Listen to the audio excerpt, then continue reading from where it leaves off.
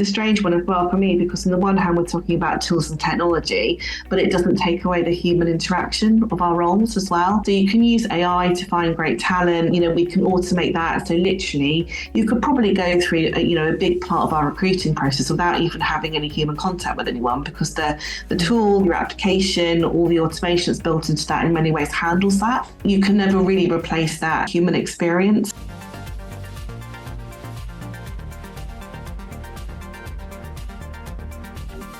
Sharron and Carrie, welcome to the show. How are you both? Good, thanks, Chris. Yeah, really looking forward to spending some time with you today. Nice. You've got to be kind to me now because I'm outnumbered today, all right? You are. All right. We will, promise. Yeah, no worries. Before we jump in, let's give on a quick intro, sort of your background, your experience, and sort of the journey to where we are today. Carrie, you want to kick us off? Yes, thank you. So I'm Carrie Small, 20 years old, TA experience, been working at VMO2 for the last couple of years, part of Sharon's leadership team. I love all things TA, all things recruitment related, particularly passionate about tools and systems. And my role really is about enabling the recruiters to do a great job, give a great experience to candidates, support our hiring managers, and really find the best talent for VMO2. Nice. After 20 years, you've still got a smile on your face. So that's good. Always. That's a good sign. Sharron? Yeah, hi, Sharron O'Donnell. Similar to Carrie, I've had quite a few years in recruitment, talent acquisition, and I'm very lucky to have Carrie on my team as well. And I guess for me, I spent a long time in recruitment. Aren't prepared to change it now. I love the opportunities that it provides, but I'm particularly passionate about the transformation of talent acquisition and how it has evolved and continues to evolve with the advent of obviously new technologies and things like that. So yeah, great.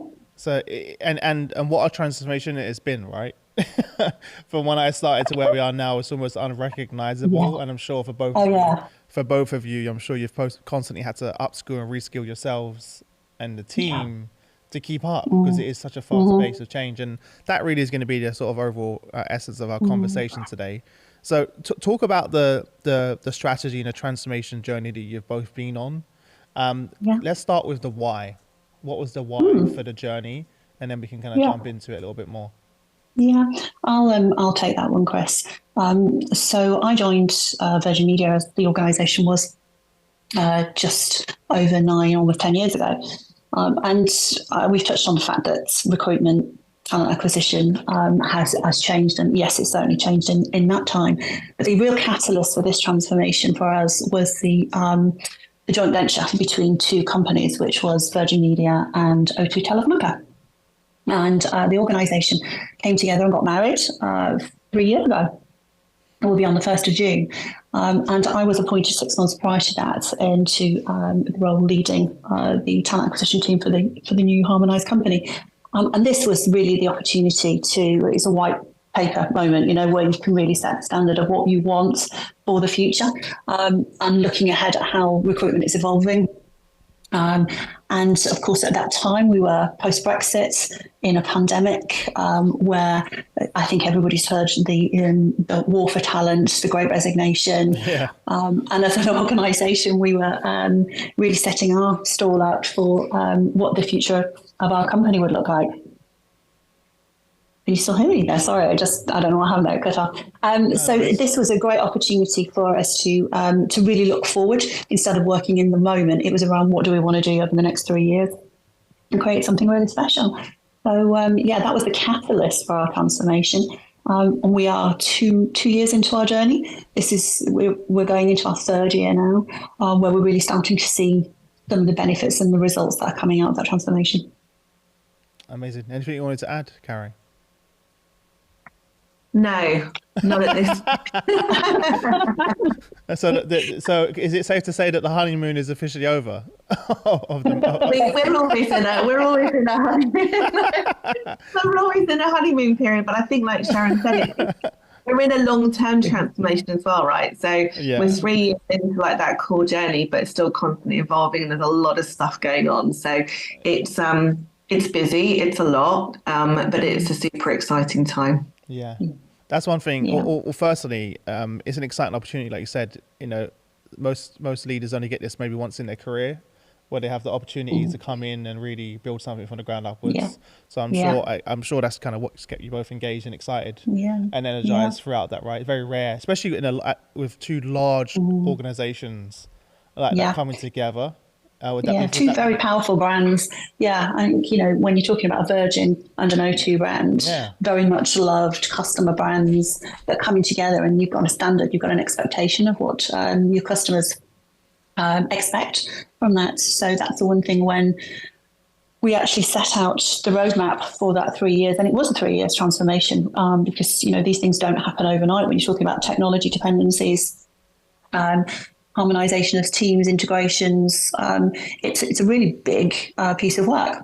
Yeah. So, it was really exciting for us. And like you say, it's a once in a lifetime opportunity, right? So, bearing in mind, talent, and I encourage everyone to think about this. The company is only as good as the people that it employs. And if you want best talent, you want to be the best company, you've got to attract and engage with the best talent, and to do that you've got to be the best that you can be. So that was for us really important, is how do we attract and engage and give great talent a really great experience to join our company.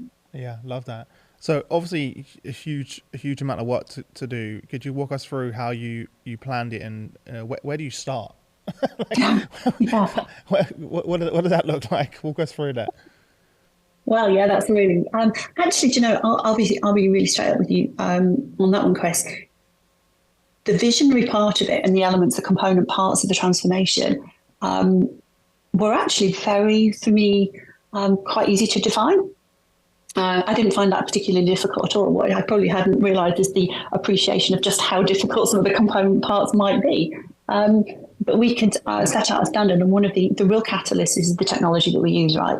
And my previous years had taught me that working within a core HCM tool, which many organisations do, right? And I'm not going to sit here and say they don't work, because they do. But if you really want to lead the way on talent and be agile and engage top talent and really personalize your journey and give your recruitment team the best tools that they can to be the best versions of themselves, you're never going to get that in HCM. And there are a number of those versions out there. And having gone through 2 transformations with core HCM, I knew for me that a one-size-fits-all was just not going to work. When we're hiring 6,000 people a year, very different role types, from stores staff to Google Cloud architects and data machine learning individuals, you have to personalize that. You're never going to be able to do that. So that for me was always going to be number one priority, is that we could give the talent acquisition team the tools that they needed. With the emerging market, that market is worth, $36 billion a year in talent acquisition technology. So we wanted to make sure that we've got the right tools. So our strategy was always around one platform. And we use that as our springboard.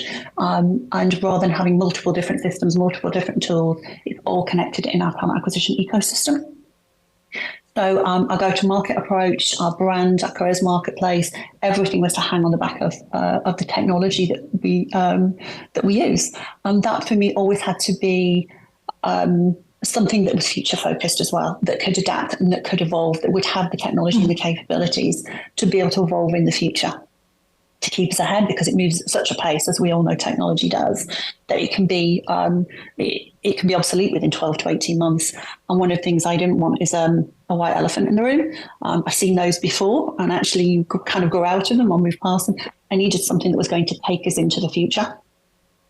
So we set out our stall, and then I had to go and knock on the door and ask for investment, right? And that is never an easy conversation. But actually, for those, I'm very, very pleased that our Chief Digital Officer, our Chief People Officer, and our Chief Information Officer, they all kind of got that if you want the best, you've got to invest. So So the investment, I did have to knock on a lot of doors, and I had to persuade a few technologists that our HCM tool, the proposed HCM that we were going to use, would not be fit for purpose for our talent acquisition journey. Because that's the reaction, right? Like, reaction is, why do we need to spend more money? We can already do all of that in our current tool, right? You're fighting Absolutely. against that. How did you overcome that? How did you overcome that? A lot of presentations and slide decks. I will say that, right? And a lot of conversations with a lot of people. And you know what? There were some battles, so there were some challenges, and I'm going to use that because there were some really tough conversations to be had. We'd invested millions of pounds in HCMs.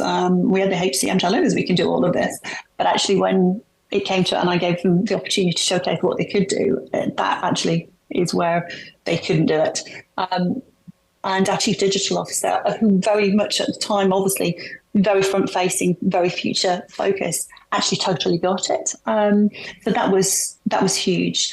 But it was a lot of money. You know, when you're talking about spending in excess of £1 million on technology for talent acquisition, a lot of people often see, oh, well, yeah, it's recruitment, it's talent acquisition, what the heck? But I was very fortunate that our senior leadership team kind of got that, and they saw the vision and understood why talent's really important. So after a lot of conversations and quite a few challenging battles, they signed off. They gave me the cash, right? So the EC were good with that, and we were in a position to start our journey 2 years ago on that. But I think that's the one piece of advice that I would give to anybody. If you're really serious about having best talent in your company, enable your talent acquisition team to be the very best versions of themselves, and don't shackle them with using technology that is not fit for purpose and that cannot take you into the future, because you will always be behind the curve. Yeah, no, I love that. And it's I constantly, as you can imagine, I've done 700 of these episodes, and it's a recurring theme of getting that investment. What did you learn along that journey you could share in terms of how to best approach leaders, bring them on board? You know, that in itself is such an underrated skill that many HR leaders don't learn, or resourcing leaders don't learn until the moment. And then they realize. I think there's a number of things there, Chris. Don't underestimate that people actually don't know. You'd be surprised at how many people don't kind of understand or know the difference between the technologies, but also don't underestimate the fact that they may not be actually too interested in it either. But I think the thing that I learned from most of that is it's always about the benefit, what's in it for me, what's in it for the business. So it's always about the benefit, and be that how you can be more agile, how you can be faster, how you can save time for the business, how you can save money for the business, and keep repeating that. And get as many stakeholders as you can on board with this journey, and then don't underestimate how long it will take as well. That's the other thing I would actually say. It's not something that can happen quickly. And there's a little bit of divide and conquer in there. You know, you might need 10 people to come to the table to make this decision. Have the one-to-ones to have that time with them to explain those benefits and get them on board individually. It's much harder than in a collective environment for objections. Maybe I'm just giving away a little bit too much at that point, but that's of course. Definitely some of the things that I would recommend. And also you have to understand, convey what it means for them individually. Absolutely, not just the business. This is what this means for you, Chris. A lot of times they don't get that bit. They don't make that connection. They may actually understand what it means for the business. I kind of find that bit they get first. Normally they don't understand. What does it mean for me? Why am I doing this? As well. Sharron, what about you? Carrie. Sorry, Carrie. See, I knew I was going to do it. I knew I was going to do it once. Hey, look, it's usually me doing that, Chris. I knew I was going to do it once. Sorry. Yeah. I think I started after this journey with Sharron, had done a lot of the hard work and a lot of the graft, right? So when I came in and I started in the organisation, we literally went live with a new HCM tool, and then we had the plan to put in place the new recruiting system by July. And that was ultimately a hard stop because we had two legacy recruiting systems, one that was going to be decommissioned. We needed to bring the two teams together. So I kind of came on board from the kind of that delivery perspective piece.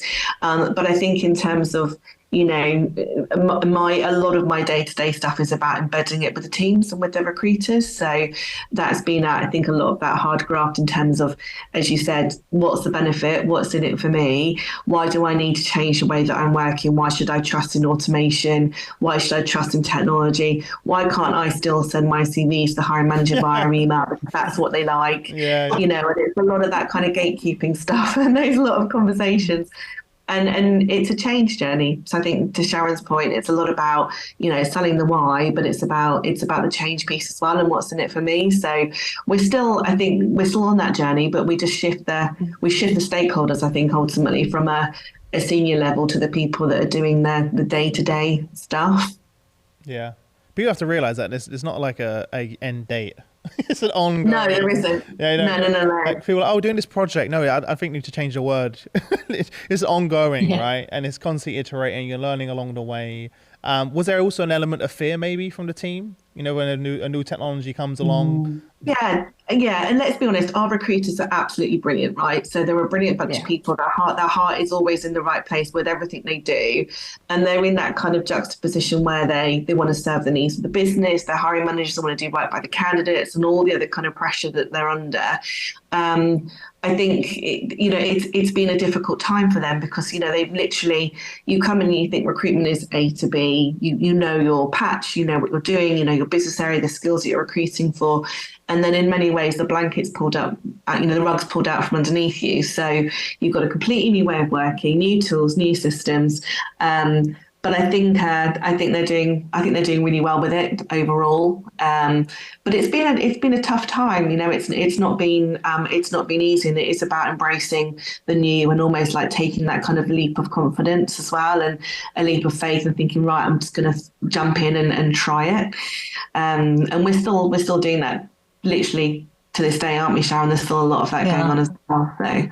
Yeah, and we're very early days in our journey from when we deployed. So we're 8 months. And the approach that we took, we really did a phase 1, phase 2, and beyond for continuous improvement. There were some of the learns that we took from that as well. But overall, I think the mere fact that we've had 500,000 applications in that time, we've hired 4,000 people.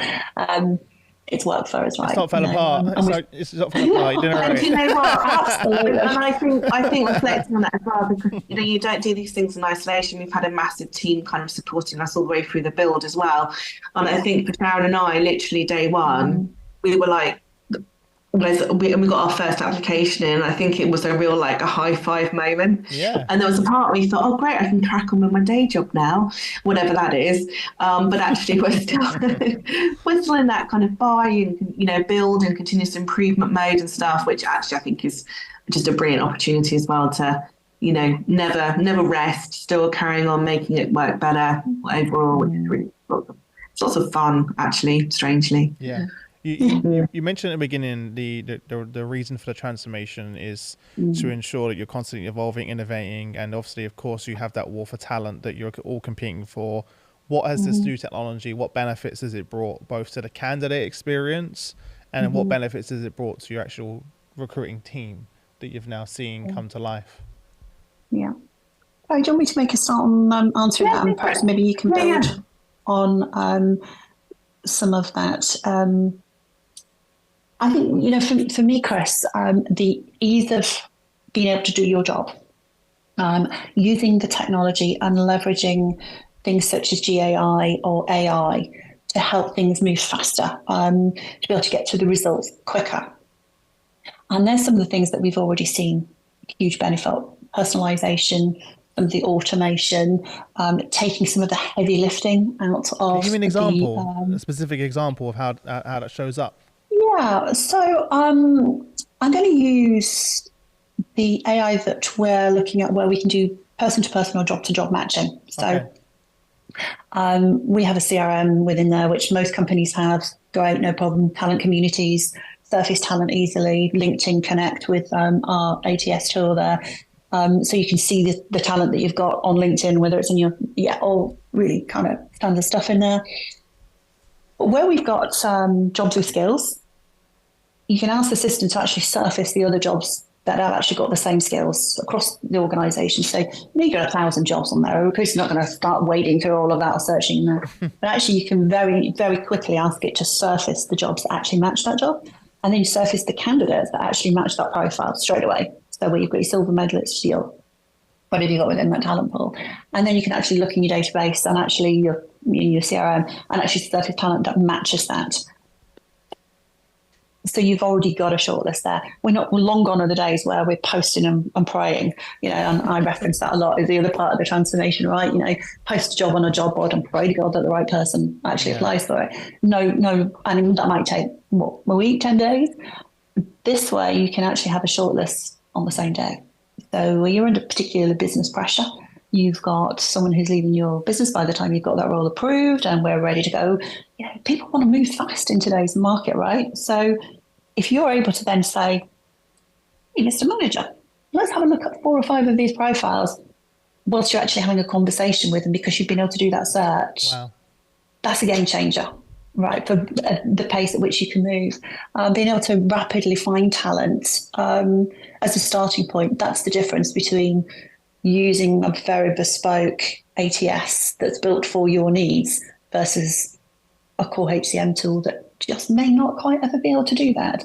That's about being able to be fast and agile and rapid in this business, and not have to go out and post a job on a job advert and pray to God the right person. That's one example. I think, Carrie, you can also build on that, can't you, with some of the key searching for candidate side of it? Absolutely. So a lot of our recruiters have come from an agency background, so they're used to working with a database and having a group of candidates and the CRM that Sharron mentioned. So that's really about building talent communities. But I'll kind of take a step back from that. And I think one of the biggest shifts that we've been able to explain to the team is literally around their ways of working, right? So let's go back, let's say a year ago or something like that. Without really realizing, they're working in a way that's really, really admin heavy. So they're spending a lot of time on administration tasks. They're sitting there, they're reviewing CVs, and you can literally spend a whole day writing a job advert, posting a job, calling some candidates, having a shortlist, etc. And in many ways, you still get to the end result, right? You still ultimately you put that new candidate wherever that would be, you make a hire, etc. You close down the job, you move on to the next one. And I think kind of what the technology has enabled us to do is really set this shift with the recruiters as well, and that's much more around. And we've done it kind of stage by stage. So we've not gone on really heavy-handed and said, right, that's it, we're transforming the way that we work. But what we have done over the last kind of 6 months or so, which has been enabled by the system, is to be able to take away some of their administration tasks so they can really concentrate on the business partnering, the really strategic calls with their business, active sourcing, building these talent communities, using the features like AI, stepping back from arranging manual interviews, all that kind of stuff. We've got a feature within our portal which essentially allows the candidate to put their own interview slot. Really nice seamless journey from the candidate. They can see 5 slots that have been prepared for them in conjunction with the hiring manager, a couple of clicks for the recruiter, and then the candidate can book themselves in, all the interview confirmation, everything's automated. And I think just one of the massive wins has been taking some of those admin tasks away from the team, enabling them to concentrate on the more exciting parts of their job. So having the conversations with the talent, speaking to the business, etc. I think that's been kind of one of the that's probably been one of the biggest shifts, I think. But we're still on that journey as well, right? Because it is, it's a heart. You've got to buy into it. I think the recruiters have to kind of buy into it from heart and mind perspective. But then the bottom line impact for business is we surface the talent quicker. The business have had a better experience. The candidates had a better experience. And you kind of think, if we're in this market and we're really in this kind of war for talent space, I don't know about you, but if I was looking for a new job, I'm probably more than likely going to engage more with the company that's given me a great recruiting experience where I've had some really meaningful conversations. I've progressed really quickly in my application. And that may be the company that I'm going to go for more than, any other organization where the recruiting process takes months, for example. I think that's been a big one. That's been a big one for us. And and a company that comes back to them quickly. Yeah, right. Absolutely. Doesn't leave you hanging around and gives feedback as well. We know that doesn't happen all the time. So for the rest of the market. Hardly ever, right? And now it's kind of, you both touched on so many things there. Yeah, sorry. no, I thought. Yeah, firstly, the first thing that came to mind is also this shift to becoming a skills-based organization that you kind of mentioned earlier, which is really, really, it is the future and it's important. And it also allows you to tap into your internal talent, right? Like you mentioned, that you sometimes don't even know exists, because they may not be, they may be in a different function, but those skills are fully transferable, right? And the fact that you'll be able to match that both internally, externally through the integration with LinkedIn Talent Solutions, that's really exciting. And also allows you to nurture that talent internally, retain that talent, right? Because they feel empowered to take charge of their own career. So there's so many benefits from that perspective. And I think you mentioned a couple of things about your freeing up your recruiters' time, but they may sound like small things, but something like as simple as the calendar feature is hours and hours and hours of work, right? That they used to have to manually do to set up those. Oh, actually, I'm not free at this time. Are you free at that time? I remember doing that, and it's just a lot of time that takes up to be able to do that. And again, that candidate experience now is such a differentiator to have it is. Yeah. And on the candidate experience, I'll come back to you on the skills-based one just a second, actually, Chris. But the candidate experience, so we also have integrated within our tooling suite is our NPS, again, not unusual. But we have seen a marked increase in candidate NPS and internal manager NPS in terms of response times, speed of response. That has definitely improved, and communication. We are already seeing, we've really good benchmark results on candidate, almost super, surprised that it's exceeded my expectation, well, our expectation, hasn't it, Carrie, in terms of the response that we're getting. But we also get real-time feedback from candidates in the moment every day. They're able to tell us. So if we need to adjust something or something isn't quite right, or say interview scheduling automated, they can't find a slot, or there's a theme coming out, we can adjust in real time. And when we've got volume recruitment, which we've got a sizable volume estate, we need to be super fast, particularly in our retail stores, of which we've got over 400 retail stores across the UK. And as any retailer will know, if you can't recruit, you can't open those stores, right? And that is really tough in that marketplace. Certainly, obviously, we know post-Brexit, there's been some implications on some of the workers that certainly within a demographic profile, it's really tough. So you've got to be fast, you've got to be quick to be able to access that talent. And we've definitely been able to improve response times through using the automation that we've got within the tool. But let me just come back to you talked about the interesting point on skills-based. I think definitely there's a huge shift, right? And we started that journey over a year ago. In fact, we started the conversation on skills-based 12, 18 months ago, certainly from a talent acquisition. And really, how do we surface the skills and how do we evaluate, validate and assess those skills? And that's part of our wider transformation piece within there. One of the other features that we will have access to very soon is our internal talent marketplace, which actually where our internal talent can create their own internal talent profile. And they can add on their skills. There's skills adjacency within there from the big skills ontology. And they'll be able to create this. And actually what that will give our talent acquisition team is the ability. So when we've got the skills profile of the vacancy, we can really look at internal talents as a first and foremost. And one of the key drivers for retention we know is development opportunities. So it's not always vertical, it can be lateral as well. But short-term gigs and secondments where we've got those opportunities, we can proactively go out and identify named talent that we've got within the business and say, hey, here's a nudge, you've got this, rather than then having to sign up for skills alerts, for job notification alerts, we can actually nudge those. And that's all part of the longer term thinking for us. In how we also support the business to retain best talents, because we can build that skills profile. It's part of our journey throughout. It's the third year of our transformation journey is that part of it, and we're just enabling the technology element of that now for this year. So yeah, really exciting. Doesn't get boring. There's always something new. No, I think it's a must-have. Yeah. I think it's a must-have for every company. I think every company's going to have a talent marketplace internally, especially also in order to be an agile business and move quickly and bring those different skills together, whether it's different projects or, like you mentioned, bringing people from the gig economy in. You're going to have to. I think we're no longer going to see functions. We're really that's going to sort of the hierarchies and the functions is going to start to disappear, and it's going to be all focused on skills based and project based work.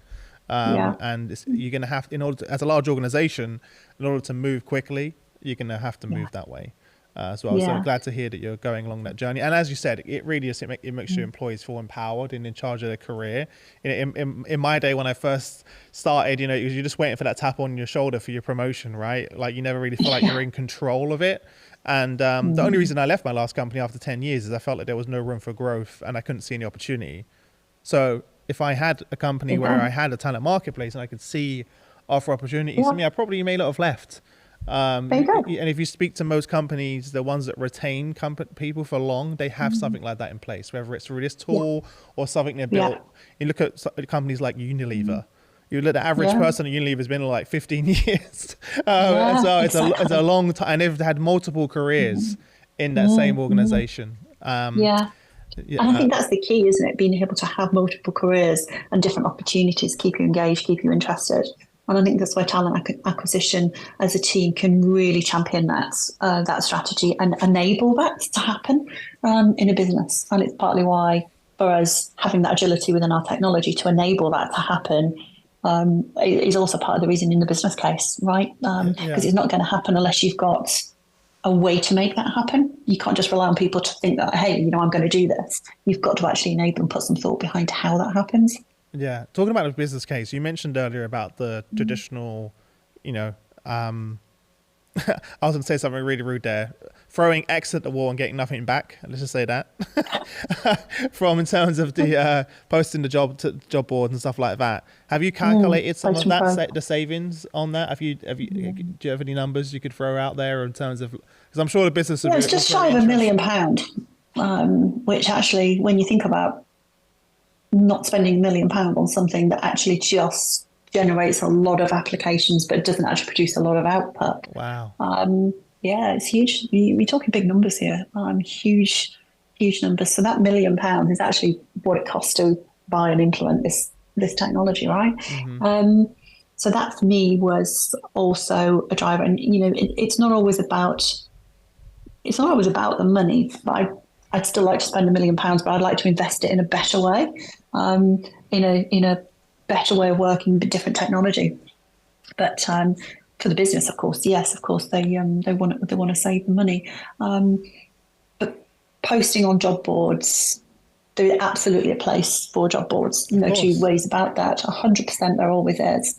But to have it as a singular option outside of a LinkedIn maybe was never going to work for that size. So yes, there will always be a place, and we will continue to work with them, but it won't be the go-to approach for us to post a job advert, spend hundreds of thousands of pounds doing that, and then just, as I say, pray that the right person apply. You can't work like that in this evolving technology landscape where the skills, those individuals with those types of skills do not sit on job boards looking for jobs. Not in a million years. No. It's kind of so you might as well just go and burn £10. It's kind of laughable, isn't it, in that sense? Like, it's not going to work anymore. I have a random question. I didn't plan on asking you this, but this is for both of you. How does it make you feel to see how far the profession and your function have come? To where great question. Carry on. If I take it back to when I started in recruitment, it's markedly changed. But I think our profession, we've still got some way to go for talent acquisition to be really recognised as a strategic partner to the business. I think there's still work to be done in that. But I think as an evolving function and future talent acquisition is really exciting. What we're able to do, the breadth of the scope of the work that we do, it changes a company. It can actually influence the outcomes of business performance. It's having a really great TA function. That's my view on it anyway. I'm rather passionate about it, as you can probably tell. But Carrie, you might have a different view. I'm sure you don't know. It's funny because you often get asked the question, "Oh, would you, do you want to go into a bit more of an HR generalist role? Do you see that as your next step, etc.?" And I think, Sharron and I are on the same page on this in that we're kind of TA lifers, as it were. So I don't see kind of a big change in that respect. But there's many different parts of being in the TA industry, right? So absolutely, the people that are really smashing it, that are in the agency space, and servicing some great talent. We do have some strategic partnership with our agencies. We've got a really low, agency cost per hire, which is brilliant because the team are, often ex-agency workers themselves, as it were, and they've come over in-house. But I think the thing for me is that and certainly from my personal perspective, so I worked as a headhunter.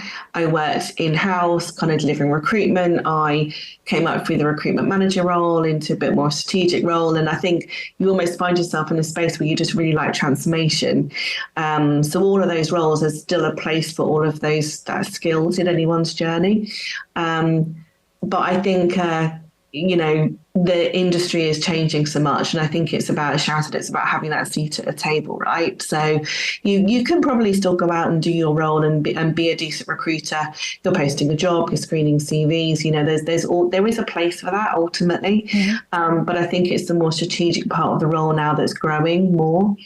And these tools, systems, things like LinkedIn, etc., is about enabling you to do that and have those really strategic conversations. So a lot of the work that we're doing with our team at the moment is, okay, you're going to have an initial briefing with the hiring manager. So, we're going to kind of bring forward some really strategic questions to ask at that hiring manager briefing. Literally, that's the time when you build that relationship. You cement what the next steps are. You understand, what's the strategic nature of the role, how you're going to recruit for it. And that's when you're really talking about what's happening in the market and what competitors are hiring and what talent's moving. And, you might challenge a decision around, what's the makeup of your team look like? How can we, find more diverse talent, for example, from different backgrounds or whatever that looks like. And it's really about enabling the team to have those strategic conversations. And I think if anyone's in TA not having those conversations and adding that value to the business, I think that's the next step that we'll all be getting into, having, really those kind of conversations also.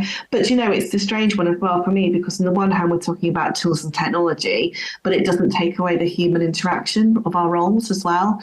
So you can use AI to find great talent. We can automate that. So literally, you could probably go through, a big part of our recruiting process without even having any human contact with anyone, because the tool, your application, all the automation that's built into that in many ways handles that. But you can never really replace that human experience and the candidate experience, the manager experience, etc. And the technology would never really take away from that, but that's a massive part of what we're trying to do with the team. And I think, as a really decent recruiter, you need to understand the business strategy. You've got to be able to sell that to anyone that's joining your company or people that are moving internally, etc. What's in it for them? But you'll use the technology as your friend, right? Don't be afraid of something that comes through AI. Don't be afraid to say, I'm getting loads of applications. You know what? This role, someone has to speak French for this role. So I'm going to put a killer question into the application profile. I'm going to ask them if they speak French. And you know what? If they don't, I'm going to, automate and remove them out of the process. So it's kind of trusting that technology as well, but remaining kind of keeping about the human aspect of your job. And actually, for me, that's the part that I really like. So it's interesting because the assumption is going to replace with technology, but what we're finding is actually it's freeing your team up to have more human conversations. Yeah. Right. So because in a way you're freeing up the admin time, so they can do that. Yeah. So it's the opposite, right? It's like everyone's like, "Oh, we're going to be replaced by AI." No, you're actually being you're actually being freed up to have more meaningful conversations with candidates. It's actually kind of reversed the opposite, right? The initial knee-jerk reaction is that, but for most recruiters I'm speaking to that are utilizing these tools, they're loving it. They're like, once they finally kind of get to grips with it, they're like, wow, I can actually spend time having this conversation with the business, having conversation with the candidates, thinking more strategically and they're kind of almost found like a second wave of energy in their career almost that I'm seeing from people, like, because a lot of my friends have been working in recruitment for 20 years plus, and this is like a game changer for them. They're like, I'm re-energized again. Actually, I'm excited again as well. So what I know you're still on the journey, both of you, as we sort of start to wrap up, you know, look, I know there's probably a long way to go. There's a lot more things you've already clear. What advice would you give to others that are starting a similar journey? You know, they're going to be going through this journey along the way, looking back, maybe anything you would have done differently, advice you could give to them as they start to reimagine and transform in a similar way to you? Really great question. What advice would I give to anyone? I think be realistic on the timescales. Be really clear on what it is that you want to achieve, and just test that all the products that you're considering will be able to deliver that for you. And I think ask for advice, and don't be afraid to go and network and talk to people about their experiences, working with the different suppliers or working with the different technologies. Go and talk to other customers that are using it, and get firsthand, this is how we did it. That was really valuable.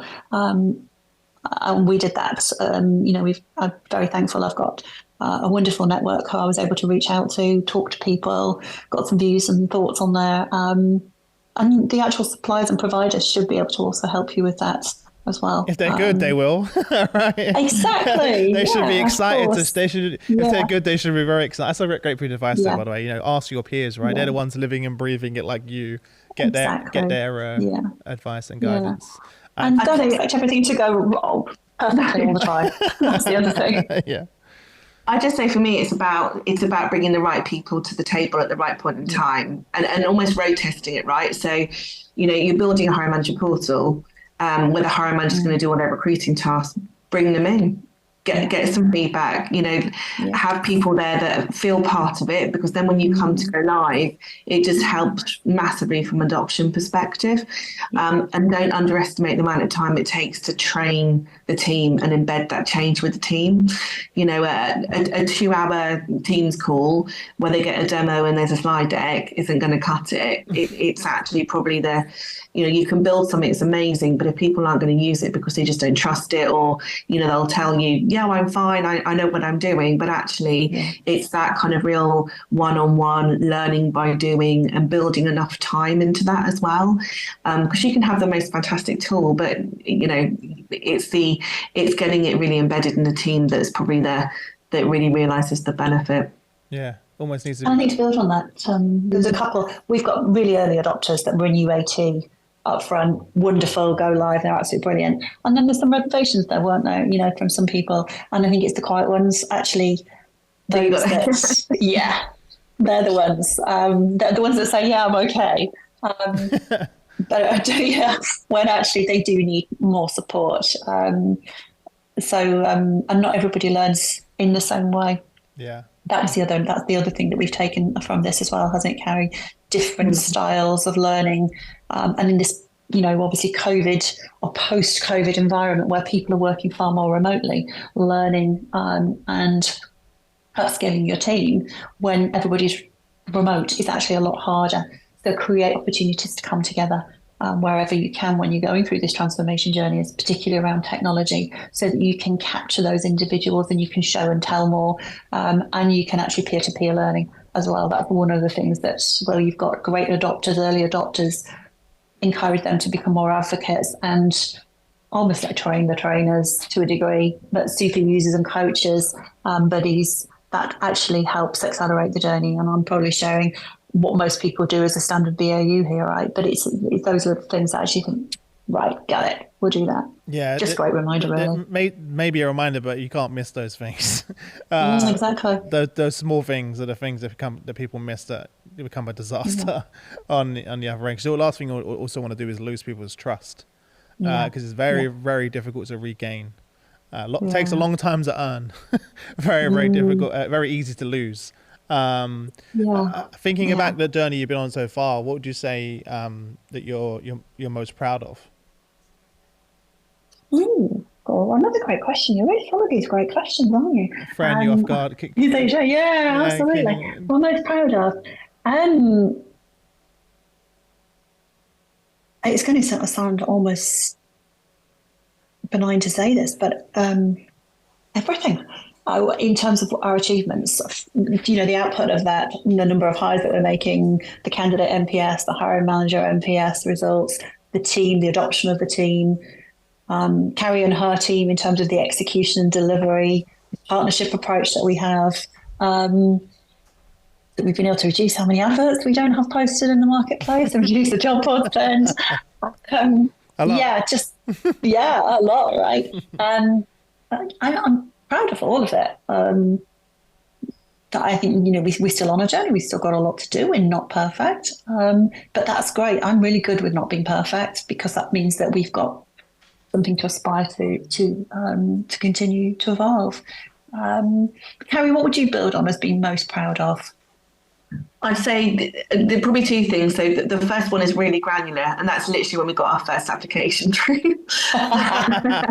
Yeah. And it was like, I was like, okay, this is good. Okay, this is going to work. Great. And because literally when you're cutting off two career sites, which is the VM and the O2 one, and you're going to market with a brand new site, a new company, as it were, with that first kind of front door, when we got our first application through, that was probably, proud, but also a sense of relief, right?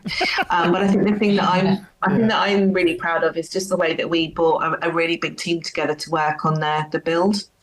So we pretty much built it within about a 6-month period, and there's lots of people that are obviously involved in that from a branding perspective. You're up late at night literally writing candidate emails, rejection emails, you're testing everything, and that was really rapid. So I think from that perspective, really proud of that as well. And then we launched it for the team, and you say kind of a couple of weeks later, oh, how are you feeling? Yeah, it's all right. I'm like, okay, I'll take that. Yeah. I'll take it. I'll take it, because if it's not all right, they're really going to shout, and they do. I think that's probably 3 things, but for me, that's the main part. And obviously, Sharon's talked about realizing the business case and being able to go back after we've gone live and say, this is what we built, this is the savings, this is how it's impacting us from a talent perspective, this is how we're able to track and monitor all of our metrics. So we've got a really kind of a quick time to hire. Our NPS through the experience piece has gone in a really great way. So I think they're the kind of the big bits, but as Sharon said, it's all of it really. But this is a unique opportunity. You don't get the chance to do many of these kind of projects end to end and see it through as well. So yeah. Well, listen, I know I got to let you go at some point, and this is just the beginning, right? And like you both said, right? There's so much more. We have to do a part 2. I'm gonna message you both in a year's time and be like, okay, feel free. Tell us about your marketplace. Yeah. Tell us about your talent marketplace. But honestly, thank you so much for coming on the show. It's been really fun speaking to you. Congratulations to you and the team on the journey so far, as well. And I love the fact that you both said that you're lifers. But I'm laughing because everyone who's been watching or listening right now can see the energy and passion that you both have. As well, and after that many years that you're constantly developing yourselves and you still have the same passion, congratulations to both of you, and I wish you all the best until next week. Okay, thank you. Great. Thank you. Thanks so much. Appreciate it. Bye bye. Have a great day. Bye. See ya. Bye.